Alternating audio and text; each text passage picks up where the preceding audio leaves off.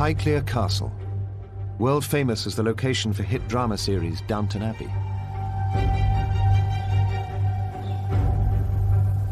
Over centuries, it's played host to royalty, nobility, and celebrity. It holds unexpected secrets. This is a fairy tale castle with a real-life lord and lady, even a real-life butler. I think it's very important to maintain standards because once they disappear, they will never come back. This is the behind-the-scenes story of England's best-known country home.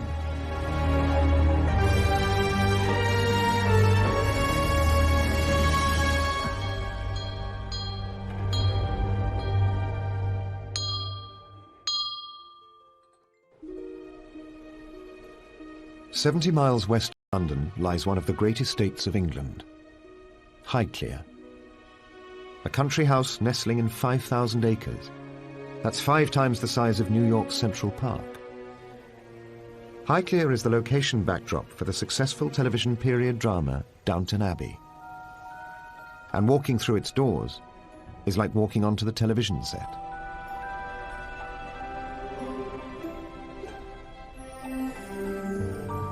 In reality, this is a 19th century trophy house, designed to show off inherited wealth. And far more than just a fictional creation. For Highclere is also a family home, for a real lord and lady. The Carnarvon family have lived here for 300 years. Their links with Highclere go back even further. The family have owned the land here since the time of Charles II's reign in the late 1600s. George Herbert, the 8th Earl of Carnarvon, inherited his title and the keys to the castle in 2001. Just 2 years after marrying former accountant Fiona Aitken, the present-day Lady Carnarvon. Good afternoon, my lord. Good afternoon, my lady.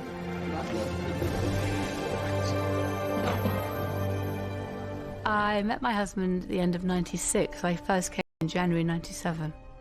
But you don't know when you turn up you're going to end up marrying. You're just a guest. And I came for a shooting party, and we then were together for a couple of years before we got married. Lady Carnarvon married into a classic English fairy tale life, complete with servants, because an estate like Highclere doesn't run itself. Oh, how wonderful. Dunk, actually, then I'd be really happy. Back in the castle's heyday, an army of 60 servants attended to the lord and lady's every whim. Thank you very much indeed. Today, there's around 20 full-time staff helping manage this historic estate. Our role is really is that we're long-term stewards of the estate for the next generation of the castle and the estate, leaving it for the future generations to enjoy, really. Highclere costs a cool $1 million a year to maintain. So cashing in on Downton's television fame is an invaluable boost to Lord and Lady Carnarvon's income.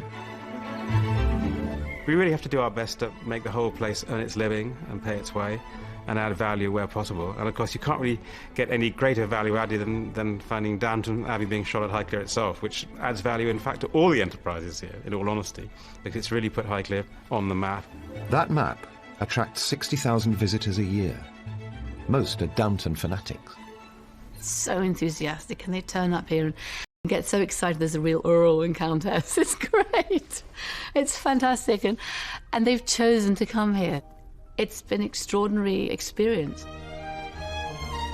Millions of television viewers now know and love every corner of Lord and Lady Carnarvon's home. Downton's scriptwriter Julian Fellowes is a friend of the family. He had Highclere in mind as he wrote the hit drama, with a starring role for rooms such as the elegant library. It's the setting for frequent meetings between the fictional Earl of Grantham and his equally fictitious butler. They discuss the fictitious running of their fictitious house. In reality, it was used in the late 19th century by the 4th Earl of Carnarvon as his withdrawing room. I prefer it just because it's quite a girly room when you're dressed up and relaxing at the beginning of an evening. Heaven. And Julian and Fellowes, when they stay, they would also come down and join us for drinks here. And obviously in Downton Abbey as well, it's used by the supposed Grantham family, and Maggie Smith and Cora, Elizabeth McGovern, sit here for their tete-a-tetes, or in the third series there seems to be a few tete-a-tetes between Shirley MacLaine and Maggie Smith. Things in the house have been passed down the generations as family heirlooms.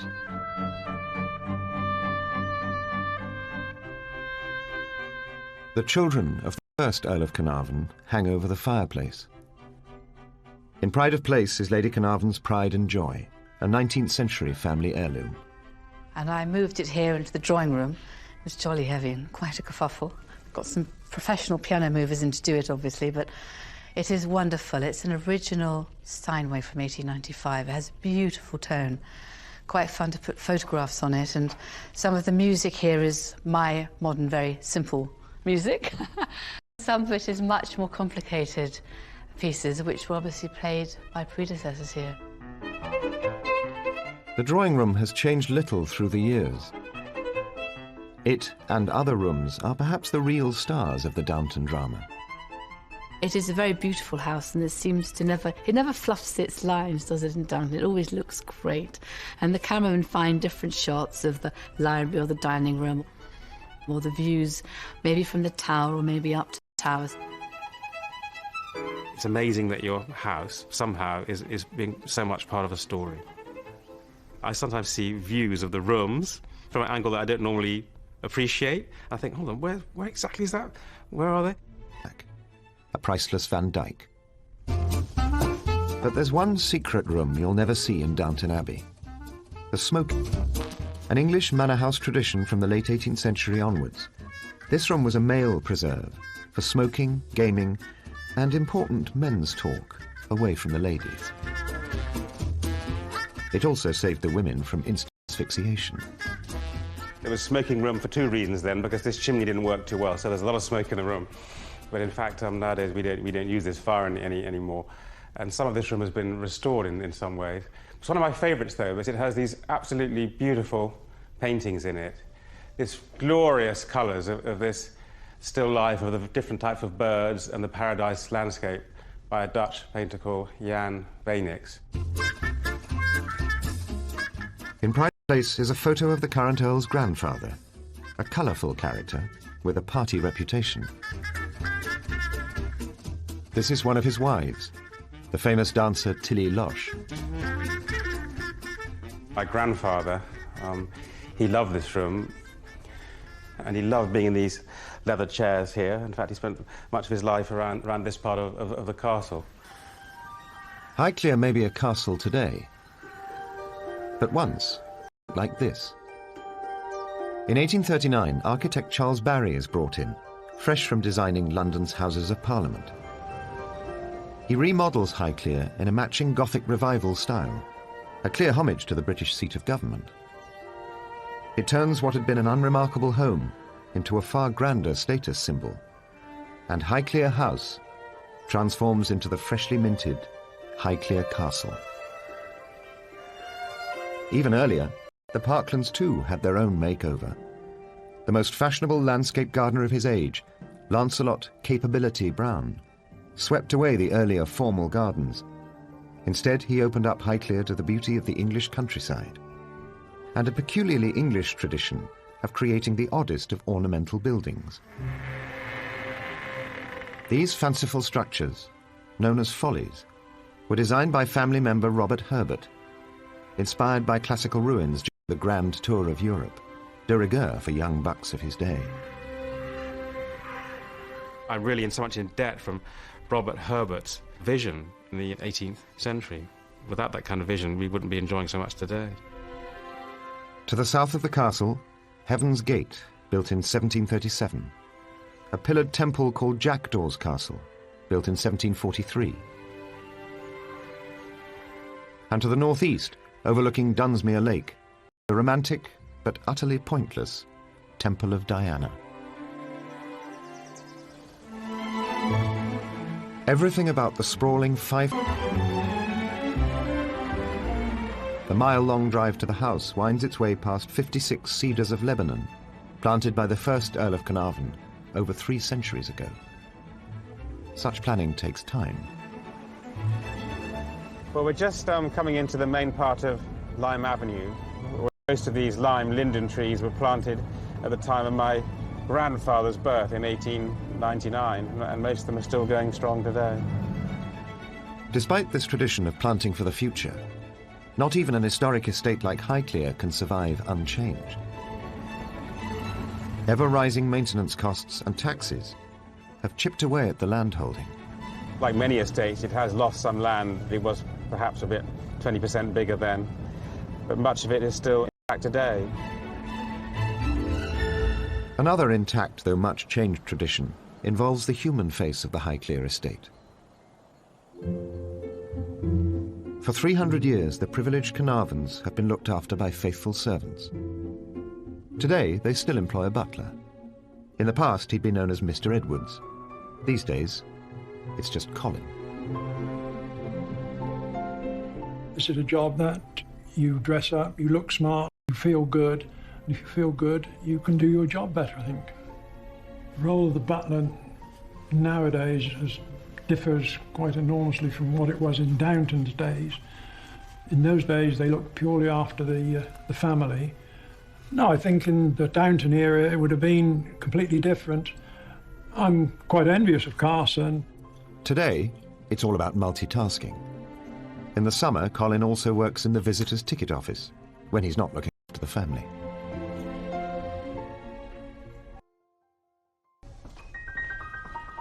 The Highclere butler's role may have changed over the years, but that doesn't stop Colin from ensuring standards remain. The tables have been laid this way for hundreds of years in these type of houses, something that doesn't change. If it does change, it just doesn't look right. I think it's very important to maintain standards, because once they disappear, they will never come back. Colin takes his job seriously.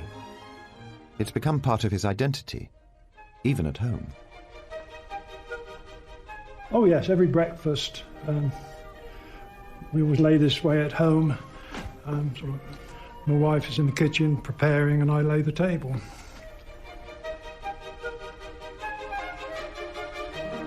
So how does Colin rate his Downton alter ego?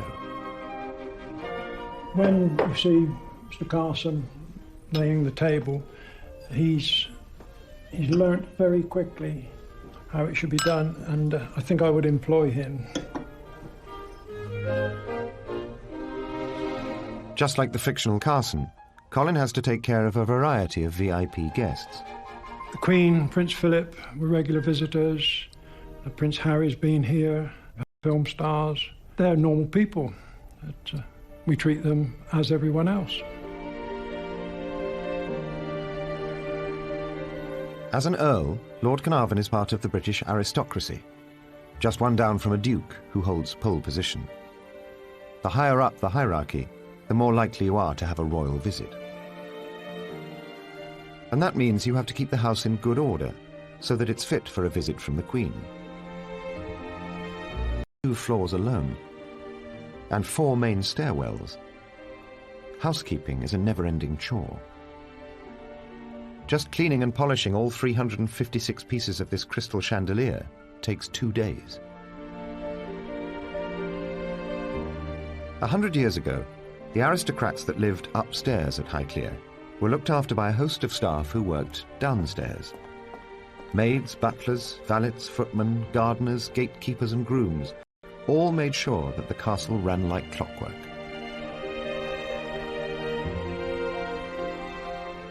And woe betide any servant disobeying strict codes of conduct. Maids cleaned in the early hours of the morning to avoid disturbing their sleeping lord and lady. Servants must neither be seen nor heard. Cheap labour provided no motive for labour-saving devices. Everything was done by hand. Electricity came early to Highclere. In the 19th century, only the wealthy could afford it. And new high-tech devices proved handy for summoning the servants. What we have here is the bell board, which every room virtually in the castle has a button in each room which is connected to all the different little bells there. And if someone presses them, The centre then starts waggling and you can tell which room has called you. The bellboard saved servants the bother of lurking outside a room to see if they were needed, but only if they could get on more efficiently with work downstairs. A few other state-of-the-art household aids have survived the centuries. High in the tower is where unmarried maids once slept, once strictly off-limits to young male footmen, now equally off-limits to tourists visiting the castle. 3 maids shared each tiny room, never far from the call of duty. The only high-tech appliance here was to help in case of fire. The ground is a long way down, so a canvas escape chute could be hung from the window. Maids were taught to keep arms close to bodies, otherwise delicate elbows might catch in the metal hoops. Complementing the inside staff are ground staff looking after the estate. This has been a playground for deer since medieval times. But to protect the vegetation, their numbers have to be kept under control. And so it takes one man and his gun. In the office they call me Robert Hawker, the deer stalker, because it rhymes. Estate for 7 years. Maintaining a healthy population means culling the weaker animals.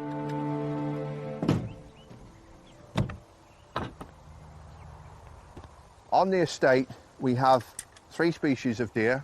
We have the muntjac, the roe and the fallow. They're such beautiful animals and you know, my job here is just to make sure that they flourish. You've got to feel always, I believe, to be a true sportsman and be able to do this sort of thing, you've got to feel remorse for what you've just done. There's little hair there, tucked up under the rain. You've got to feel remorse for what you've done, otherwise you just become a killing machine. And you need to feel that. It's a lovely animal that we've culled. Just before dark, a lot of stuff moves in that last 15 minutes of daylight. That's when the possibilities go up higher for a shot. But maybe not this time. Robert didn't get to pull the trigger tonight. His deer have a lucky escape. Love and care for his birds, so the wealthy can shoot them. In the early 1900s, the aristocracy did this on an industrial scale. Lavish 3-day shooting parties were opportunities for the lord of the manor to show off his staff room. Eddie recalls Highclere's golden era. In the old days there, it was all private. Lord Carnarvon had his guests, like he'd invite all, more or less, his old school friends all through the winter, and they'd shoot with one another. The Prince of Wales, the future King Edward VII, came to shoot here in the 1890s. That's the French with his 2 loaders and the cartridge boy, which was taken around about 1904, I think. They shot 1,600 pheasants here in 3/4 of an hour. Luckily for the pheasants, times have changed. You can't run a shoot now, not with the cost of things now. You just couldn't do it. Today, people do still come here to shoot, but as one of the estate's many business opportunities, and the visitors are more likely to be rich businessmen. Morning, Tom. Morning, Ed. Shoot went well yesterday, didn't it? Yeah, it was a good day. Plenty of birds about. They all go like that, we'll be all right. Yeah, we will. Eddie is assisted by his young underkeeper, Tom. Yeah, Ed's a very good boss. He's fair, although he can be strict. It's early days in Tom's career, but like many of the staff on the estate, he expects to be here for life. I've been on Highclere Estate as a gamekeeper for the past 3 seasons, although I did help out and do my work experience and also helped out through school here, probably a bit too much. Conveniences to help.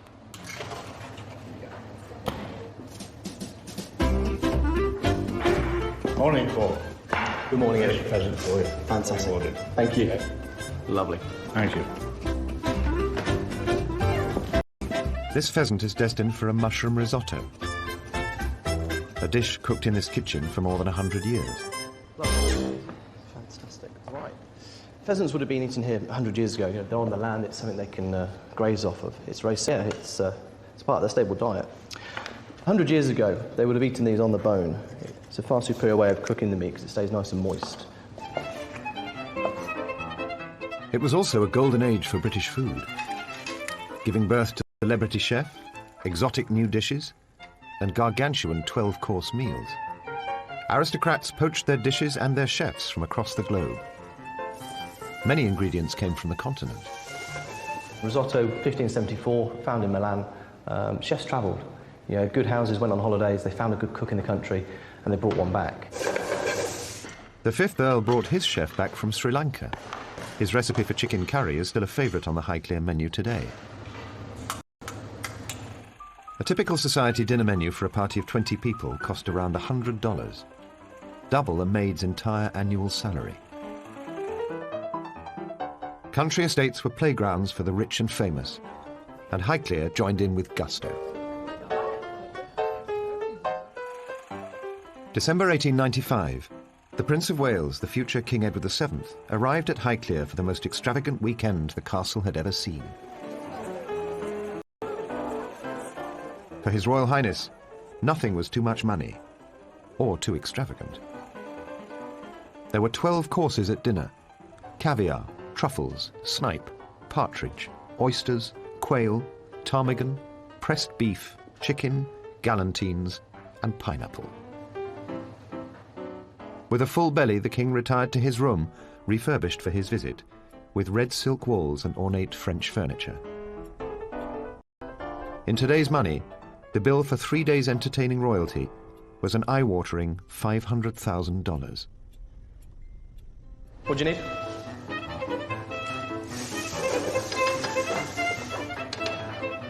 I think 100 years ago when Lord and Lady Carvin or any lord or any lady in a house in England were entertaining, they wanted to be the best. They had to be the best. It was about being top of the tree and having the finest ingredients, being lobster, a bit of fillet of beef, a bit of venison. I think today, under Lord and Lady Carnarvon, we're a lot more cost aware. We are a business, we do need to make money, but the families still live well. And the current Lady Carnarvon is still very particular about the cooking. Lady Carnarvon and I have had many conversations over the apple charlotte recipe. It's something I love to make with brioche and golden delicious apples. However, I don't think Lady Carnarvon's nanny made it the same way, so we're still fighting to come up with the perfect recipe ready for Lady Carnarvon. Highclere is a spectacular house with a rich and exotic past.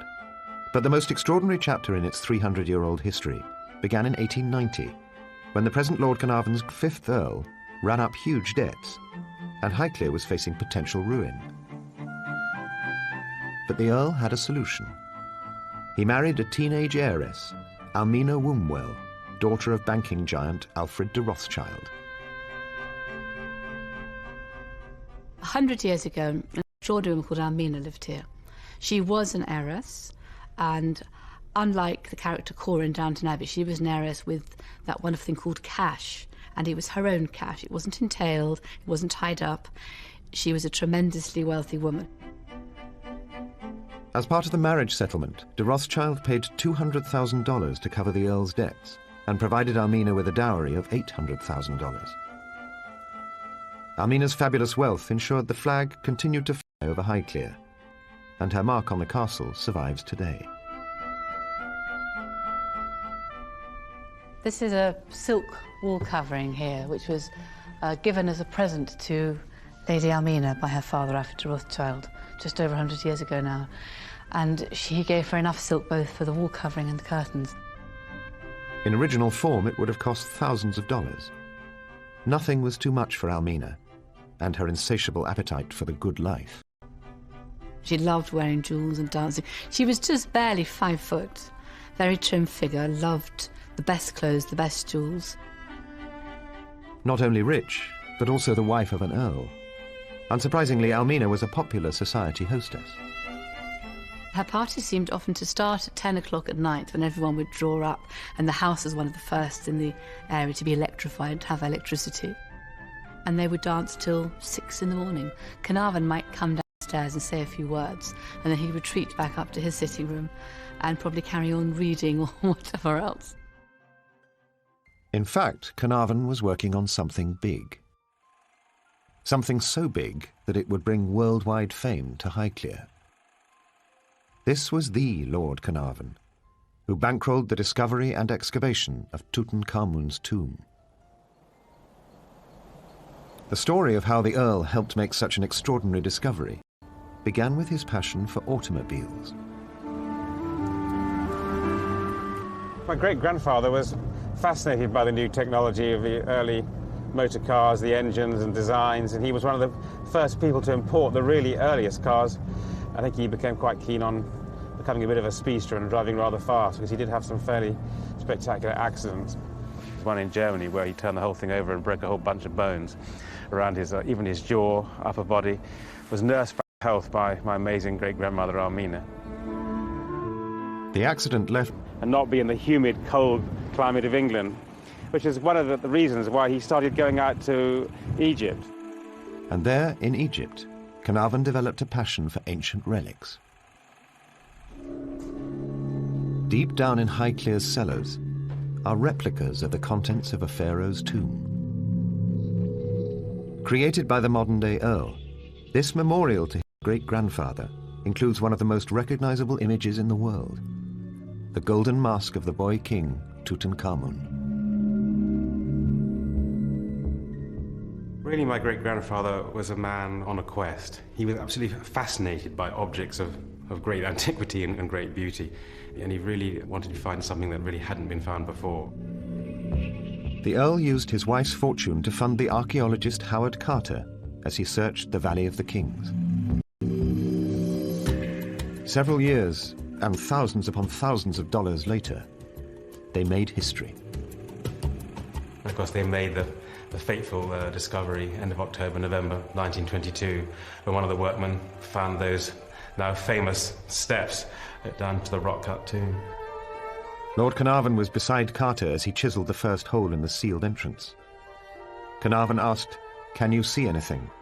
Carter replied with the famous words, "Yes, wonderful things."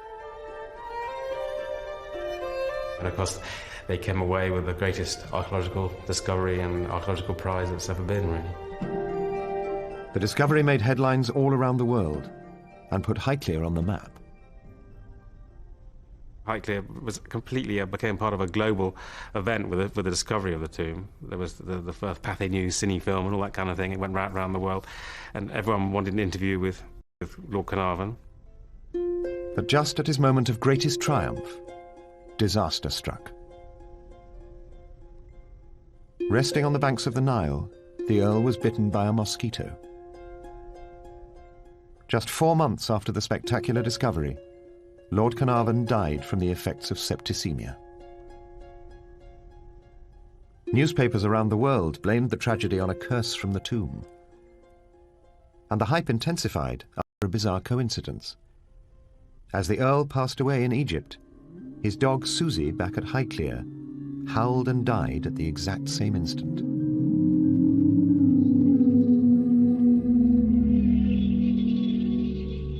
The current Earl celebrates his great-grandfather's discovery with these reproductions in the basement. But upstairs at Highclere, there is genuine Egyptian treasure. In 1988, one of the castle's carefully... One of the really fascinating secrets of the smoking room are these extraordinary cupboards hidden here between the drawing room behind me and the smoking room, which, during my grandfather's life, lay undisturbed and undiscovered for some 62 years, and we never knew anything about it. And my grandfather was superstitious and never said anything. So after he died, my father and his butler, Robert Taylor, were looking at all the different things in the castle, and Robert says to my father, "Well, my lord, there might be some Egyptian stuff." And my father says, "Well, I don't believe that, there just can't be any." Took him here, and they pulled out the furniture apart and went in here, and there are these extraordinary objects. Unknown to us, after my great-grandfather died, Howard Carter had sent most of the collection of my great-grandfather, the wonderful Egyptian collection, to New York, to the Metropolitan Museum, but a few items he left at Highclere, and they were hidden in these cupboards. And you can still see today the old tobacco-type packets and tins with Cairo on them and that kind of thing, and jewellery boxes, little make-up pots from the time of the Lady Pharaoh, Hatshepsut. They were all stored in this cupboard here, and the one at the other side as well. So these houses give up secrets in strange places, and we have a connection with 3,000 or 4,000 years into the past of ancient Egypt. But that connection is bittersweet, leading to the death of one of the family's most enterprising earls. So we're now en route, slowly heading up Beacon Hill to see the grave of my great-grandfather. Of course, his grave lies at over 800 feet above sea level at the summit of Beacon Hill, which is an ancient Iron Age fort and has spectacular views in all directions. The Earl's body was brought back from Egypt and laid to rest at this, the highest point on the Highclere estate.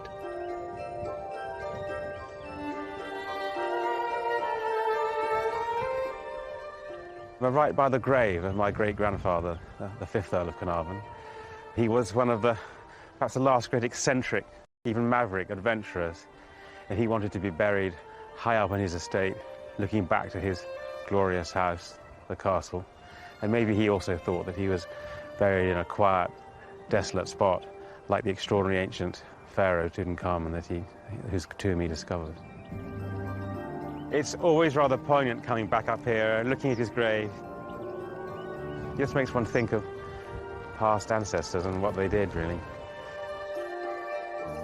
The 5th Earl has been written into the history books, forever linking the family name Carnarvon with one of the most extraordinary discoveries of all time. Almina also had a moment of glory, but hers had come a few years earlier. August 4th, 1914. At the height of a long, hot summer, war lives and learned to fight. Life at Highclere, above and below stairs, changed forever. 75 men left the estate for the battlefields to fight what would be a bloody war. Some of the grooms were the first to enlist because they could obviously ride, and at the time we thought the cavalry was an important part of a battle plan. The keepers joined the machine gunner corps, and then some of the gardeners. The aptly named Digweed family had gardened at Highclere for generations. Their oldest son George enlisted with 2 other gardeners, Albert Young and Charlie Adams, though the head gardener Pope stayed behind to grow food for the estate.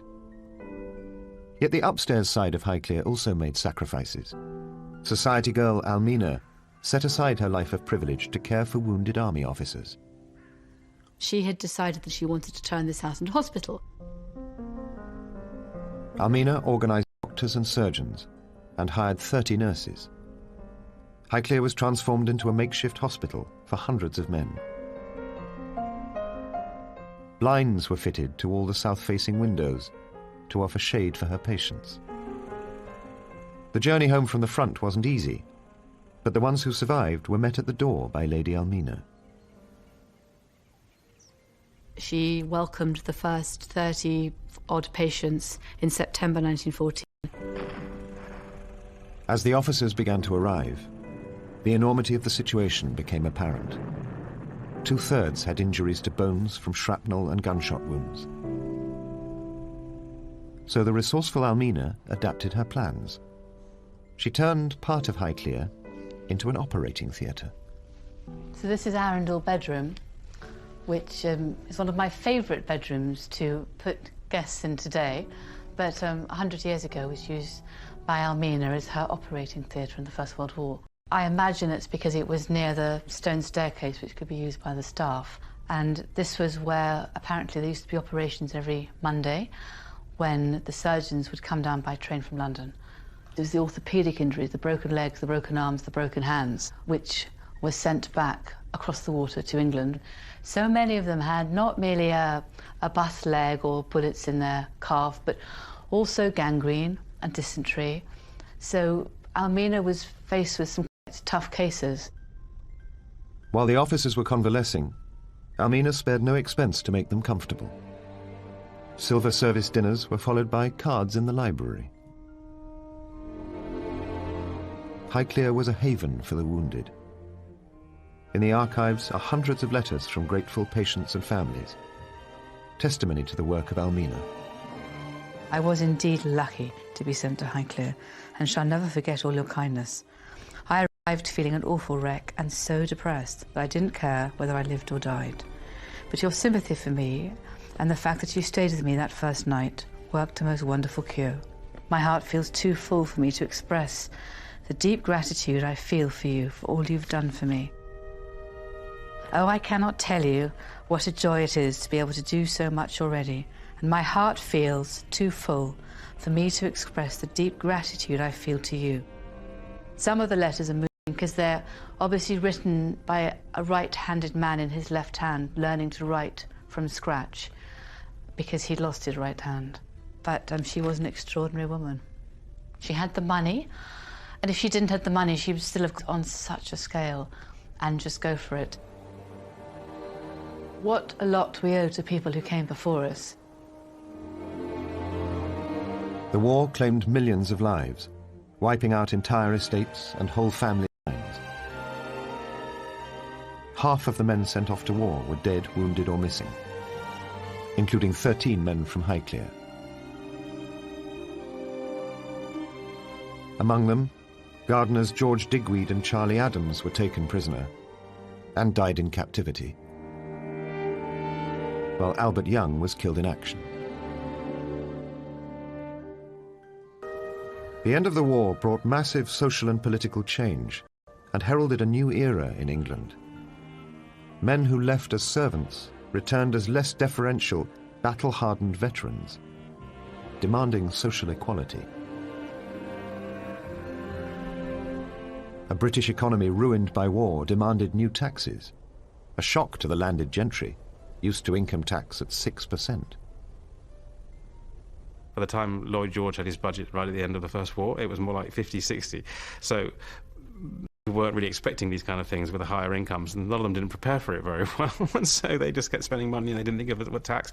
And then things were sold. So a lot of estates began to be broken up. Everyone was struggling to make ends meet. The New World, America, was where the money was, and art was being sold from this country to America to fund the gap and for the families in this country to pay their tax, because their revenue from land and farming was fallen off a cliff. There was very little. The landed gentry could no longer afford large numbers of servants, and a generation educated by war saw greater opportunities in factories, trade and cities. So many aristocratic families simply gave up. In the 1950s and 60s, many British country houses were demolished. Against all the odds, Highclere survived. The present Lord Carnarvon has taken on the challenge of preserving the best of the past. But it can be a daunting task. As Julian Fellowes has said in the Downton script, you don't want to be the Earl that lets the whole thing down and it all goes and collapses, and that's the thing that really sort of hangs over one a bit, because it's been discussed a number of times by Lord Grantham, and of course I feel sort of the same thing. Luckily, business is booming on the estate, and the Earl has been able to spend millions of dollars restoring the castle. Inside the house, the salon with its triple-height vaulted ceiling and the roof above us now, over 2 years, which was a few £100,000, but we definitely had to do it, or we'd be very wet sitting here right now. It never really ends at Highclere. There's always something to be fixing, isn't there? Yes. I like doing the fun bits inside, but without having good roofs and good walls, there's no point, you know, making it look beautiful again. As well as repairing the fabric of the house, there are other, more unusual costs. One man's folly is another man's maintenance project. Recently, all have been restored by the Earl. But everything we do here, whether it's fixing heritage buildings like Follies or even roofs and walls, it's all really for the long term. It's not really a short term. To pay for the long term, Highclere has become a business, mixing old traditions with a new modern twist. The land around the castle is one of the last aristocrat-owned farming estates. The Highclere estate is around 5,000 acres. Quite a bit of it is actually grassland, rough pasture land like this downland we're on now, and also woodland. There's about 2,000 acres of arable land for farming, and we're still growing wheat, barley, oats, and we also have about 1,600 ewes, and of course they're lambs as our sheep flock, because we have around 1,500 acres of grass to graze here, which is a fair amount on a estate of this size. The family has farmed here for hundreds of years, an important source of income for generations. I think the basic tenets and skills of management of game and wildlife in general probably haven't changed so much. But like most farms today, it's had to diversify. Highclere is now famous for horse feed. They produce award-winning oats for racehorses, including the Queen's. These are the original stables, used for hundreds of years. But no racehorses here, just Lady Carnarvon's Arab mare. Back in Almina's time, there were quite a few grooms, a head groom and a head coachman, under grooms, stable boys to help. But today there is just one groom, Joe, to look after the animals. Hey, come on. Don't panic, Mrs. Meghan. It's all right. They're very gentle animals. It's amazing. They've carried us for so many years, haven't they? Across some fields and everywhere else. The car is such a recent invention, so they've been with us for thousands of years. And people have ridden around here for thousands of years. So I'm just trees. Before cars took over the world,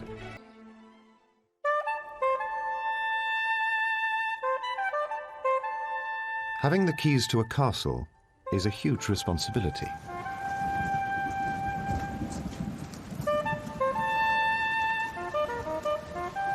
I think we'd just about be able to get it to a state where the worst of the really big repairs have been done. That would mean all the difference to me, really, to have achieved that in my lifetime. I can say that, hand over to my son George eventually and say, look, at least, you know, you can build on that. You're not having to go right back to square one with repairs that haven't been done for 150 years. Between them, Lord and Lady Carnarvon are preserving Highclere for future generations. I see my role as I'm trying to support his endeavours to, not drop the baton, to keep this, to continue to live here and look after the landscape and the house and leave it in better nick than we inherited it, in a way that is relevant in today's world. Oh, she's going to pick it up. She's thrilled. With its dedicated caretakers and newfound fame in Downton Abbey, Highclere Castle will remain one of the great estates of England for some time to come.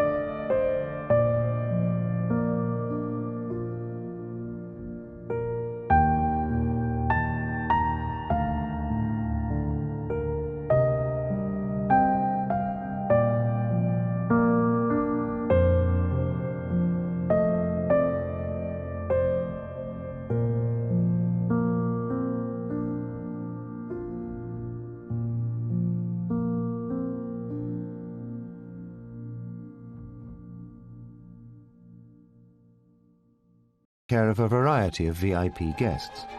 The Queen, Prince Philip were regular visitors. Prince Harry's been here, film stars. They're normal people. We treat them as everyone else. As an Earl, Lord Carnarvon is part of the British aristocracy, just one down from a Duke who holds pole position. The higher up the hierarchy, the more likely you are to have a royal visit. And that means you have to keep the house in good order, so that it's fit for a visit from the Queen. 2 floors alone, and 4 main stairwells. A teenage heiress, Almina Wombwell, daughter of banking giant Alfred de Rothschild.